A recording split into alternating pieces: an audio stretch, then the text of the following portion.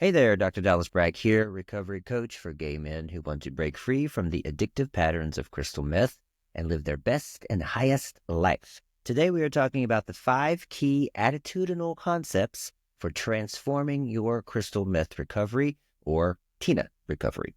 If you feel stuck or you feel stagnant in your quest to be abstinent from meth, I want you to keep watching this video.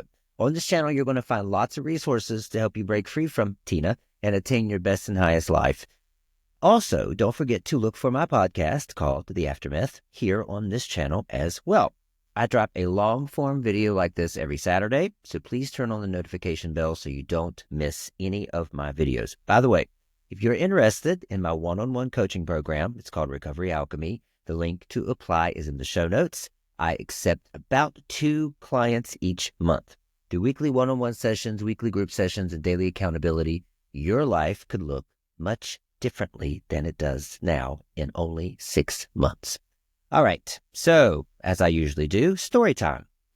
In my active addiction, I loved shoplifting. I can't believe I'm admitting this to the world, but I loved shoplifting. Toward the end of my meth use, honestly, stealing was really the only high I enjoyed anymore. The euphoria sweeping my body as that Target cart crossed the threshold was nothing short of invigorating.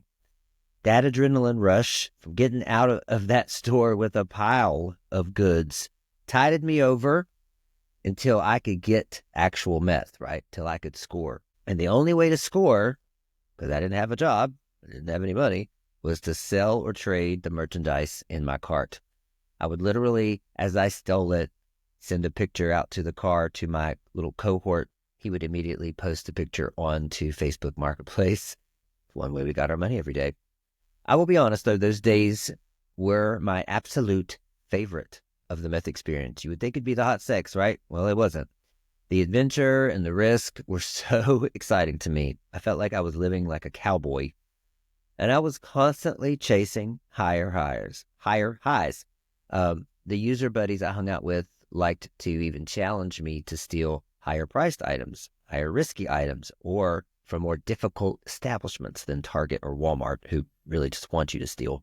So once we pulled up in front of Best Buy and the driver says, okay, I need you to steal something from Best Buy. That's your challenge. And I said, all right, what's the item? And he said, I want you to steal anything from there because it's impossible. And I laughed and I replied, with that attitude, it is impossible, but I am a shoplifter. Because you see, in that moment, I accepted an identity for myself. My attitude toward life, no matter how delusional it was at the time, was that I could accomplish whatever I set my mind to. And I did. Took me about 2 hours, but I got out of Best Buy with a $300 Bose speaker. I literally had the employees helping me look for my lost keys. I didn't have keys. I didn't have a car.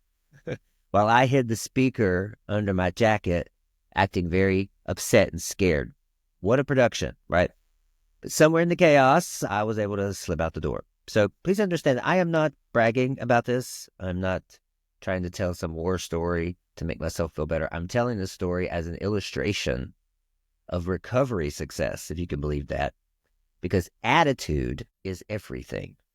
And the attitude can take you one way or the other. So this week, I want to address real, lasting transformation in your recovery.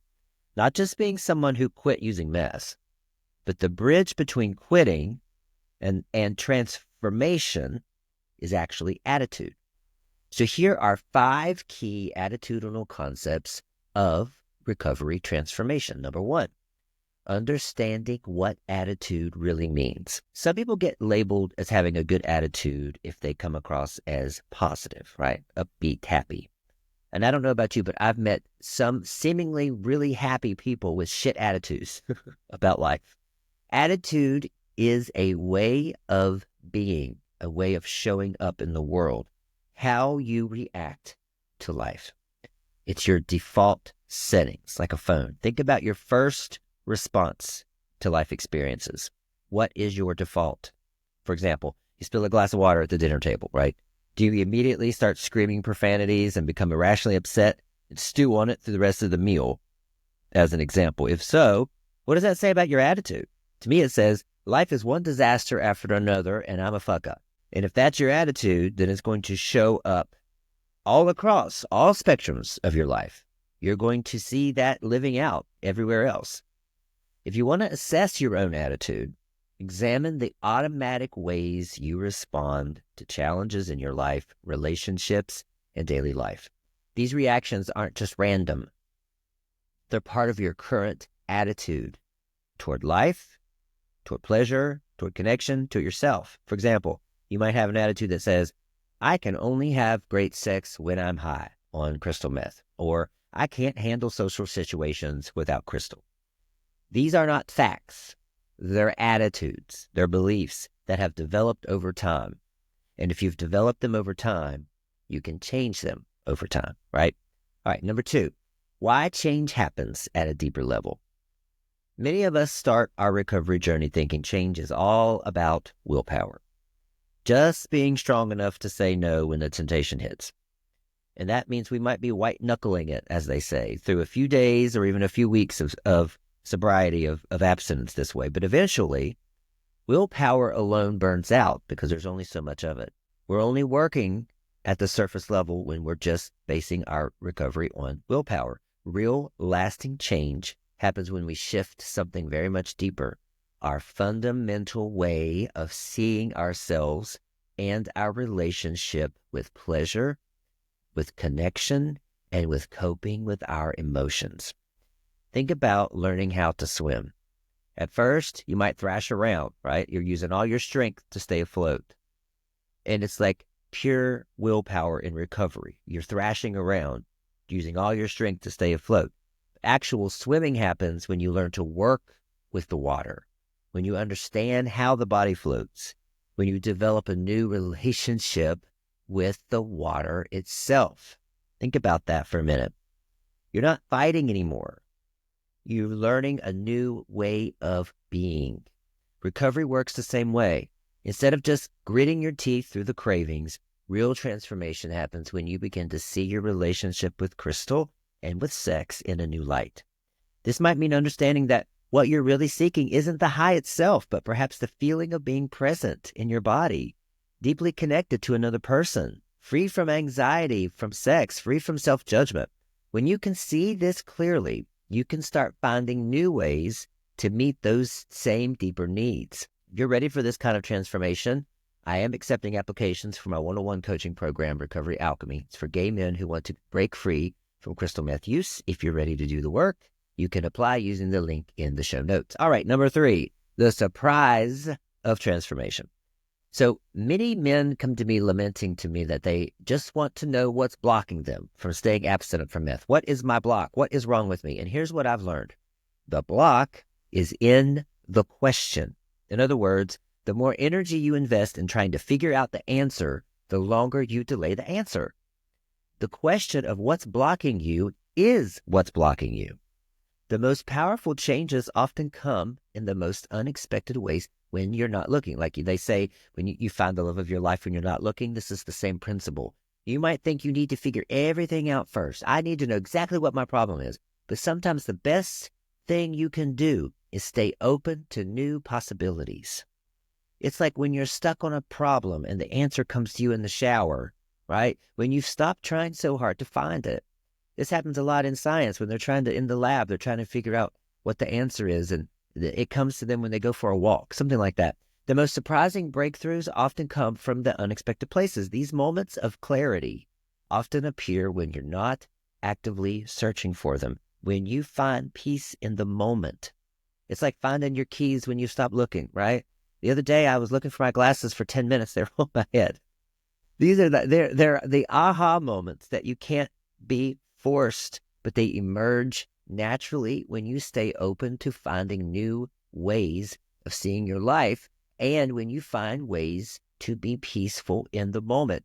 You want the state of mind now that you think you're going to have when you are abstinent from the substance, when you have recovered. What is that state of mind like? Have the state of mind now. Stop looking for answers, and it happens. Number 4, finding your new path. Change does not usually happen all at once. If it did, what would life be? What would life be? What if we could have everything we wanted right now? There would be no point, right? It's more like a path that reveals itself, revealing itself step by step. And each small shift in how you see things can lead to bigger changes in your life. Each small shift in your attitude. You might not know exactly where this path is leading, but you can always take the next right step. And a lot of that time is step in the unknowing, not knowing. It's uncertainty. Just taking the step in faith, right? Recovery isn't about following someone else's perfect plan either. It's about discovering what works for you, one step at a time, connecting to that, feeling in your body, right? If your attitude is, I'm going to find my own way, and I'm listening to my body, and I know that's what works, that's what's going to work. So maybe you've tried deleting all your hookup apps only to download them again, right? Or when you feel vulnerable. And instead of seeing this as a failure, what if you saw it as information about what you need to work on? What are you looking for? For instance, one of my clients realized that his pattern of relapsing every time he felt rejected wasn't about the drugs at all. It was about not having other ways to handle his emotional pain, other ways to feel accepted. So he started building new responses to rejection, like immediately calling a friend or immediately hitting the gym. The urge to use did not disappear, but his automatic response, his attitude to emotional triggers began to change. Number 5, the power of patience. Transformation takes time, and that is okay. Just like you can't force a flower to bloom or an acorn to turn into a tree, you can't rush your own growth. There's a plan. The plan is in the acorn. The plan is in you. It is growing. It is moving. It is always moving in the right direction. Get out of the way. But you can create the right conditions for change, right? By staying open, by staying patient, and willing to see things differently. This is especially true when you're rewiring such intense connections between sex, pleasure, and crystal. Your brain needs time to create new pathways and discover new sources of pleasure and connection. It takes some time to rebuild. One puff ruins it, but you can't just take a puff of something and rebuild it. It takes time. Many guys describe their first sober sex encounters that they feel awkward or less intense. Okay, but with patience, they discovered that more authentic and more satisfying ways to connect are out there. And what sets these men apart? Are they stronger than you? That they have found sober sex enjoyable? Are they better than you? Are they smarter than you? Absolutely not. They were simply willing to see things differently. The willingness to see things differently is the intention that will transform your recovery and your life. Say it. I am willing to see things differently.